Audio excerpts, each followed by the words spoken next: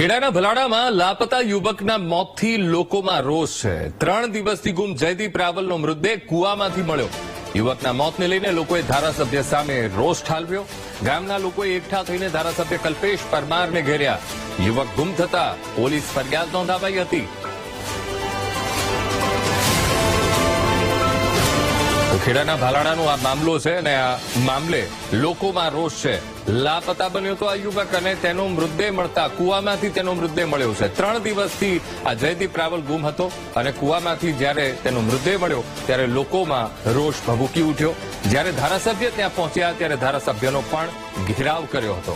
ધારાસભ્ય કલ્પેશ પરમારનો ઘેરાવ કર્યો અને લોકોએ સવાલો કર્યા હતા, કારણ કે 3 દિવસથી આ યુવક લાપતા હતો, તેનો કોઈ અતોપતો મળતો નહોતો, જેને કારણે પરિવારમાં પણ ચિંતા હતી। અને એકાએક કુવામાંથી જ્યારે આ જયદીપ રાવલનો મૃતદેહ મળતા ઘણા બધા સવાલો પણ ઉભા થઈ રહ્યા છે અને સાથે સાથે પરિવારમાં શોકનો માહોલ છે અને લોકોમાં રોષ છે। તો ત્યારે એ ધારાસભ્ય ત્યાં પહોંચ્યા અને ધારાસભ્ય જ્યારે પહોંચ્યા ત્યારે લોકોએ તેમનો ઘેરાવ કર્યો હતો, સવાલો કર્યા હતા।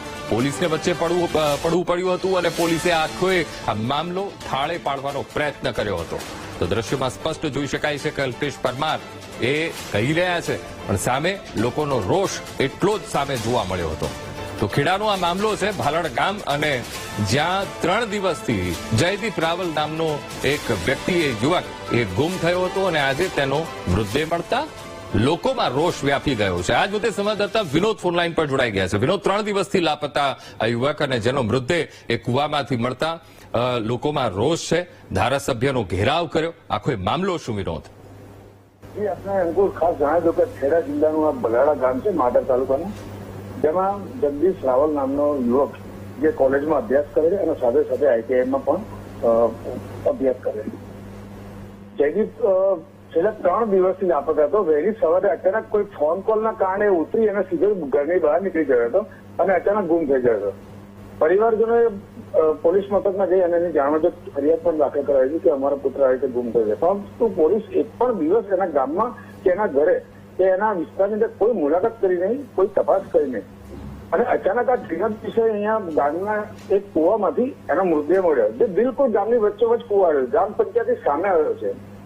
સમગ્ર ગામની અંદર સીસીટીવી પણ લગાવવામાં આવે છે, પરંતુ એક પણ સીસીટીવીની અંદર આના કોઈ કેમેરામાં દ્રશ્યો કેદ થયા નથી અને અચાનક આ મૃતદેહ મળી આવ્યો। એથી ગ્રામજનોનો ભારે રોષ ફેલાયો। અચાનક પોલીસ જે ઘટના સ્થળે પહોંચી હતી એનો વિરોધ કર્યો અને હલ્લાબોલ મચાવ્યો હતો। સાથે સાથે ધારાસભ્ય પણ ત્યાં આવી પહોંચ્યા હતા। ધારાસભ્યને પણ જનતાએ ખૂબ આડે હાથ। ખાસ કરીને વિનોદ, આપની પાસે એ જાણવું છે કે લોકોએ હંગામો કર્યો હતો, જે રીતે આપણે કહ્યું કે 3 દિવસથી એ યુવક લાપતા હતો અને અચાનક તેનો મૃતદેહ મળ્યો છે અને 3 દિવસ પોલીસ ફરકી પણ નથી, અને જેના કારણે રોષ પ્રગટે સ્વાભાવિક પણ છે, પણ ધારાસભ્યનો ઘેરાવ કરવામાં આવ્યો, ધારાસભ્ય તરફથી કોઈ પ્રતિક્રિયા આવી છે કે નહીં વિનોદ?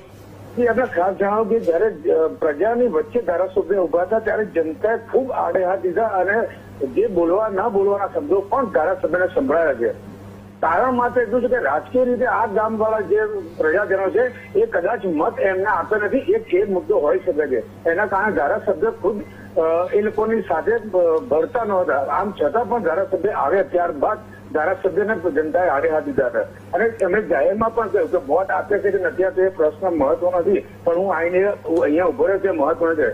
ત્યારે ગામજનો પોલીસને પણ કીધું કે જયારે પોલીસ મથકમાં ફરિયાદ નોંધવા માટે આવ્યા ત્યારે પોલીસે એવો જવાબ આપ્યો કે આવો યુવાન છોકરો કોઈ છોકરી લઈને ભાગી ગયો છે, એ તો 2-3 દિવસ થશે અને પૈસા પતી જશે એટલે ઘરે પરત આવશે, જેના કારણે ગ્રામજનોમાં ભારે રોષ ભભૂક્યો હતો।